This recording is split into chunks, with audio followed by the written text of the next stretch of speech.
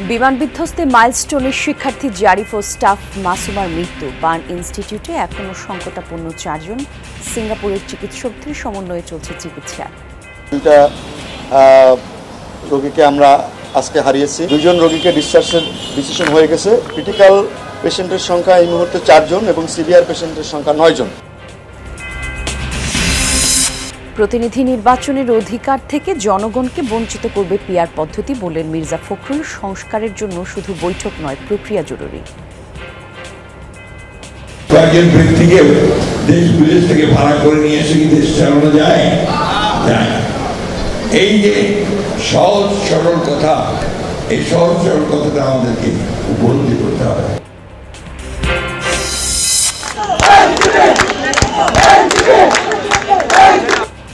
গণঅভ্যুত্থানের শক্তি হিসেবে এনসিপিও নির্বাচন চায়। মৌলভীবাজারের পদযাত্রায় নাহিদ ইসলাম, বিচার ও সংস্কার ছাড়া ভোট অর্থহীন।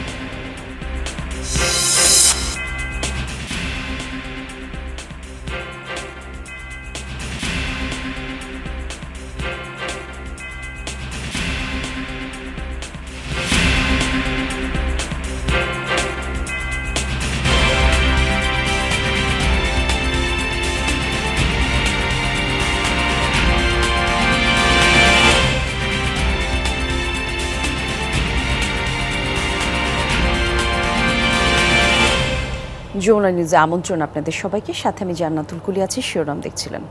জাতীয় বার্ন ইনস্টিটিউটে আছেন সহকর্মী আশিক মাহমুদ। আশিক, আশঙ্কাজনক যে 3 জন আর গুরুতর 9 জনের শারীরিক অবস্থার বিস্তারিত তথ্য আমাদেরকে একটু জানাবেন। বলি, বার্ন ইনস্টিটিউটে মাইলস্টোন দুর্ঘটনায় যারা ভর্তি আছে এখন পর্যন্ত 36 জন। তাদের মধ্যে 4 জনের অবস্থা আশঙ্কাজনক বলে জানিয়েছে চিকিৎসকরা, এবং এর বাইরে 9 জন রয়েছে, তারা গুরুতর অবস্থায় রয়েছে। এবং এই বাকি যে এই 13 জনের বাইরে বাকি যারা রয়েছেন তারা কিছুটা ভালো আছেন বলে চিকিৎসকরা জানিয়েছেন। এবং এদের মধ্যে আজকে দুজন আজকে ছুটি পেয়েছে, আয়ান খান এবং রাফসি। আয়ান খান ইতিমধ্যে পরিবারের সাথে বাড়িতে চলে গেছে এবং রাফসি কিছুক্ষণের মধ্যে হয়তো বের হবে, তাদেরকে ছুটি দেওয়া হয়েছে। এবং এর পাশাপাশি যারা আশঙ্কাজনক অবস্থায় রয়েছে তাদের বিষয়ে আসলে ডাক্তাররা এখন পর্যন্ত কিছুই বলতে পারছে না, কারণ তাদের শারীরিক অবস্থা এতটাই নাজুক, তারা এতটাই দগ্ধ হয়েছে যে তাদেরকে আইসিইউতে লাইফ সাপোর্টে রেখে চিকিৎসা দেওয়া হচ্ছে। এবং তাদের বাঁচা মরা নির্ভর করছে আসলে ডাক্তারদের প্রচেষ্টা এবং সৃষ্টিকর্তার রহমত। তো সেই জায়গা থেকেই আসলে ডাক্তাররা বলছেন যে তারা আসলে গুরুতর অবস্থায় রয়েছেন, আশঙ্কাজনক অবস্থায় রয়েছেন। তাদের শরীরের অনেকেরই শ্বাসনালী পড়ে গেছে, অনেকেরই শরীরের অনেক অংশ পড়ে গেছে, দগ্ধ হয়েছে। এতে করে আসলে তাদের বেঁচে ফেরার সম্ভাবনা খুবই কম। তো সেই জায়গা থেকেও তারপরেও চেষ্টা করছে ডাক্তাররা আসলে তাদেরকে বেঁচে ফেরা বা কোনোভাবে তাদেরকে জীবিত পরিবারের কাছে ফিরিয়ে দেওয়া যায় কিনা। যদি আল্লাহ সেই রহমত করেন তাহলে হয়তো তাদেরকে হয়তো ফিরিয়ে দেওয়া সম্ভব। এর বাইরেও যারা 9 জন রয়েছেন তারা কিছুটা ভালো, আশঙ্কাজনক 4 জনের থেকে কিছুটা ভালো অবস্থায় আছে বাকি 9 জন। তবে এর বাইরে যারা রয়েছেন সেই রোগীগুলো ভালো। ডাক্তাররা জানিয়েছেন আমাদেরকে আগামী সপ্তাহের মধ্যে তারা ধারণা করছে 10 জনকে হয়তো রিলিজ দিয়ে তারা পরিবারের কাছে হয়তো ডাক্তাররা তাদেরকে ফিরিয়ে দিতে পারবে। তো সব মিলিয়ে এখন পর্যন্ত বলা যায় যে 36 জন রয়েছেন। এদের মধ্যে 4 জন আশঙ্কাজনক অবস্থা এবং 9 জন রয়েছে গুরুতর দগ্ধ রোগী। ধন্যবাদ আপনাকে আশিক। রোব এবং সোমবার ছুটি ঘোষণা করেছে দিয়াবাড়ি মাইলস্টোন স্কুল অ্যান্ড কলেজের কর্তৃপক্ষ। প্রতিষ্ঠানটির প্রিন্সিপাল জানিয়েছেন শিক্ষার্থীরা এখনও মানসিকভাবে বিপর্যস্ত। দ্রুততম সময়ের মধ্যে তাদের স্কুলে এনে কাউন্সেলিং করতে হবে, আর সেই পর্যন্ত অভিভাবকদের সাথে যোগাযোগ রাখছেন শিক্ষকরা। এখন পর্যন্ত নিখোঁজ কেউ নেই, নিশ্চিত করেন প্রিন্সিপাল। আর যে 5 জন নিখোঁজ ছিল তাদের মধ্যে 3 শিক্ষার্থী সহ সবার মরদেহ বুঝে নিয়েছে পরিবারগুলো। এদিকে শনিবার সকালে স্কুল গেটের সামনে সাধারণ মানুষের ভিড় দেখা যায়। বেশিরভাগই গেটের ফাঁকা অংশ দিয়ে ভেতরে দেখার চেষ্টা করছে, তবে দর্শনার্থীদের প্রবেশ করতে দেওয়া হচ্ছে না সেখানে। শুধু স্কুলের শিক্ষক কর্মচারীরা ভেতরে যাচ্ছেন। অনেক অভিভাবক আসছেন স্কুলের শিক্ষা কার্যক্রম কবে নাগাদ শুরু হবে তা জানতে।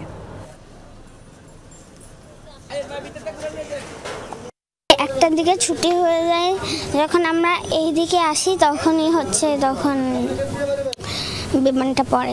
4টা রুম নারকেল গাছ দেখলাম, গুনে দেখেছি 6 থেকে 7টা নারকেল গাছে জ্বলে গেছে। সে ছিল সিঁড়িতে দাঁড়ানো অবস্থায় ছিল। যখন বিমান ক্রাশ হয় সে ভিতরের দিকে না গিয়ে সে বাইরে চলে আসার প্রেক্ষিতে সে বেঁচে গেছে। দিয়াবাড়িটা অ্যাটলিস্ট খুলছে না, এটা ফর শিওর। আমাদের তো আরো ইসে আছে, মানে ক্যাম্পাস, এখন ওইটা হয়তো বা মানে ওই ক্যাম্পাসের পরিস্থিতির উপর ডিপেন্ড করবে। বাট আমরা উত্তরার এই দিয়াবাড়ি এটা খুলছি না আর কি, কালকে ছুটি আছে। মাইলস্টোনে বিমান বিধ্বস্তের ঘটনায় মারা যাওয়া 7ম শ্রেণীর ছাত্র জারিফের মরদেহ পৌঁছেছে তার বাসায়। আসরের নামাজের পর জানাজা অনুষ্ঠিত হবে, সেখানে আমাদের সহকর্মী ফয়সাল মাহমুদ আছেন। ফয়সাল, জানাজার প্রস্তুতি সম্পর্কে আমাদেরকে একটু জানাবেন। কলি মাইলস্টোন স্কুল অ্যান্ড কলেজে যে বিমান মর্মান্তিক যে বিমান দুর্ঘটনার ঘটেছে, সেখানে যতই দিন যাচ্ছে ততই কিন্তু লাশের যে সংখ্যা সেটি কিন্তু বা মৃতের যে সংখ্যা সেটি কিন্তু ক্রমান্বয়ে কিন্তু বাড়ছে। যার সর্বশেষ সংযোজন জারিফ, যে 7ম শ্রেণীর শিক্ষার্থী ছিল, তিনি গতকালকেই মারা যান। তার আজকে উত্তরার 12 নম্বর সেক্টরের যে মসজিদটি রয়েছে বাইতুন্নুর জামে মসজিদ বা এখানকার খালপাড় মসজিদ নামে মূলত এখানে পরিচিত এই মসজিদটি, সেখানেই জারিফের জানাজা হওয়ার কথা রয়েছে বাদ আসর। তবে এখনও পর্যন্ত কিন্তু জারিফকে এখানে জারিফের মরদেহ এখানে আনা হয়নি। তবে আমরা দেখছি যে আশপাশের বিভিন্ন এলাকা থেকে জারিফের জানাজায় যোগ দেওয়ার জন্য কিন্তু ইতিমধ্যে তার সহপাঠী কিংবা তার পরিচিত জনরা বা প্রতিবেশীরা কিন্তু তারা আসা শুরু করেছেন। তবে যেহেতু জানাজার নামাজ বাদ আসর, যার কারণে জারিফের জানাজার আগের যে আনুষঙ্গিক যে প্রক্রিয়াগুলো রয়েছে হয়তো সেগুলো সম্পন্ন করা হচ্ছে। কিছুক্ষণের মধ্যে হয়তো তার মরদেহ এখানে নিয়ে আসা হবে এবং সেখানে বাদ আসরের পরপরই তার জানাজা পড়ানো হবে। জানাজার সম্পন্নের পরপরই কিন্তু যে পাশের যে কবরস্থানটি রয়েছে উত্তরার 12 নম্বর সেক্টরে যে কবরস্থান রয়েছে সেখানে তাকে সমাহিত করা হবে। আর একটি বিষয় জানিয়ে রাখি, তার ঠিক আসরের পরপরই আমরা জেনেছি যে বিমান বাহিনীর প্রধান এখানে আসার কথা রয়েছে এবং জারিফের কবরস্থানে তিনি হয়তো শ্রদ্ধা নিবেদন করবেন। এই ছিল কলি। ধন্যবাদ আপনাকে ফয়সাল। সংসদ ছাড়া যেমন জনগণের শাসন প্রতিষ্ঠিত হয় না, তেমনি দেশ বিদেশ থেকে ভাড়া করে আনার লোক দিয়ে রাষ্ট্র পরিচালনাও সম্ভব নয় মন্তব্য করেছেন বিএনপি মহাসচিব মির্জা ফখরুল ইসলাম আলমগীর। বলেছেন, কিছু লোক বৈঠক করে বলে দিলেই সংস্কার হয়ে যায় না, সংস্কার হতে হয় একটি প্রক্রিয়ার মধ্য দিয়ে। পিআর পদ্ধতি জনগণকে তাদের প্রতিনিধি নির্বাচনের অধিকার থেকে বঞ্চিত করবে বলেও মনে করছেন বিএনপি মহাসচিব। জুলাই বিপ্লবের প্রত্যাশা ও প্রাপ্তি নিয়ে জাতীয় প্রেস ক্লাবে এই আলোচনা সভার আয়োজক জিয়া পরিষদ, যেখানে ছাত্র জনতার সম্মিলিত জুলাই বিপ্লবকে একটি গোষ্ঠীর কুক্ষিগত করার অপচেষ্টা নিয়ে সমালোচনার ঝড় ওঠে। অনুষ্ঠানে বিএনপি মহাসচিব সম্প্রতি দলের কিছু নেতাকর্মীর বিরুদ্ধে নানা নেতিবাচক খবরে হতাশা প্রকাশ করেন। সবাইকে সৎ থাকার পরামর্শ দিয়ে তিনি বলেন, গোটা জাতি ক্রান্তিকাল অতিক্রম করছে, তুলে ধরেন সংসদ নির্বাচনের গুরুত্ব। জনগণের প্রতিনিধি আমরা নির্বাচন করতে গেলে বলবো যে বিএনপি শুধু নির্বাচন চায়, পার্লামেন্টে না গেলে জনগণের শাসনটা প্রতিষ্ঠিত হবে করতে গিয়ে কয়েকজন ব্যক্তিকে দেশ বিদেশ থেকে ভাড়া করে নিয়ে এসে কি দেশ চালানো যায়? যায় না। এই যে সহজ সরল কথা, এই সহজ সরল কথাটা আমাদেরকে উপলব্ধি করতে হবে। পিআর পদ্ধতির সমালোচনা করে মির্জা ফখরুল বলেন, এই পদ্ধতিতে ভোট হলে জনগণ তাদের কাঙ্ক্ষিত নেতা নির্বাচিত করার সুযোগ হারাবে। আমাদের সাধারণ মানুষ তো বোঝেই না যা আনুপাতিক হারে নির্বাচনটা কি, যে দলটি সবচেয়ে বেশি ভোট পাবে তারা তাদের নমিনেশন দেবে পার্লামেন্টে যাওয়ার। এতে করে আমাদের দেশের সাধারণ মানুষ তার কাজগুলো করার জন্য সে একজন নেতৃত্ব খোঁজে, সেটা কোনো মতেই সম্ভব হবে না। কয়েকজন লোক সংস্কার যারা করছেন, কতগুলো বৈঠক করে আপনার সংস্কারে কত বিষয় নিয়ে এসে জনগণকে এগিয়ে দিলেন, সংস্কার হয়ে গেল, সেভাবে সংস্কার হয় না। রাজধানীতে আরেক অনুষ্ঠানে বিএনপি নেতা আমির খুসরো মাহমুদ চৌধুরী বলেন, রাজনৈতিক সংস্কৃতির পরিবর্তন না হলে সংস্কার অর্থহীন। Political culture has to change also. আমরা একে অপরের প্রতি সহনশীল হতে হবে। আমি অন্যদের সাথে ভিন্ন মত পোষণ করেও তাকে তার মতের জন্য রেসপেক্ট দেখাতে হবে, তার প্রতি সহনশীল হতে হবে। This is democracy. বাংলাদেশে 100 সংস্কার করে কোনো লাভ হবে না যদি বাংলাদেশের পলিটিক্যাল কালচার চেঞ্জ না হয়।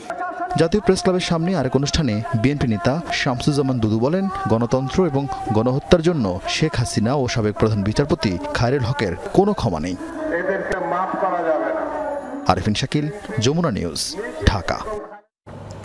জুলাই পদযাত্রার জন্য কিশোরগঞ্জের পথে রয়েছে এনসিপির গাড়িবহর। এর আগে মৌলভীবাজারের সমাবেশে দলের আহ্বায়ক নাহিদ ইসলাম বলেন, সংস্কার ছাড়া কোনো জাতীয় নির্বাচন নয়।